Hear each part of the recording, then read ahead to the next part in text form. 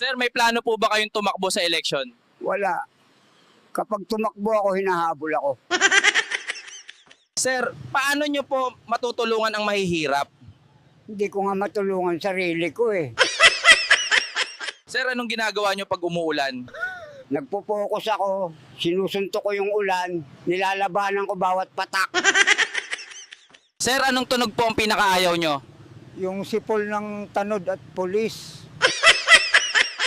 Sir Juan, may pangarap pa po ba kayo? Meron. Makasabit sa jeep nang hindi nahuhulog.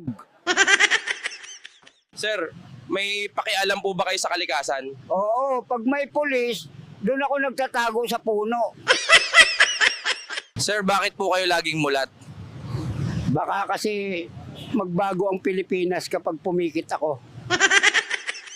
Sir, anong pinagkaiba nyo sa ibang tambay? Ako lang may imaginary na kausap araw-araw. Sir, bakit po laging baso lang dala nyo?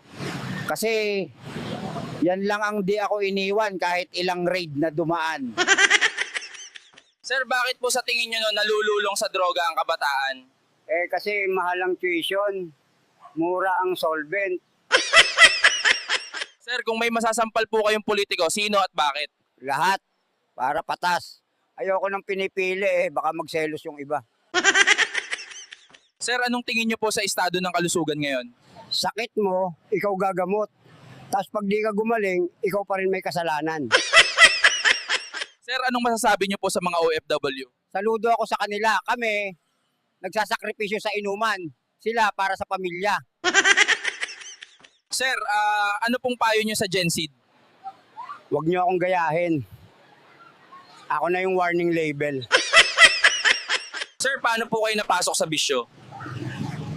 Na-curious lang ako. Tapos, di na ako nakalabas sa curiosity. Sir, kailan po kayo huling umiyak? Nung natapon yung gin ko.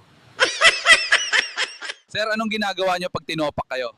Naglalakad ng walang tsinelas. Tapos nakikipagkwentuhan sa mga puno. Sir, anong talent nyo po? Kaya kong matulog ng nakatayo habang mulat ang mata.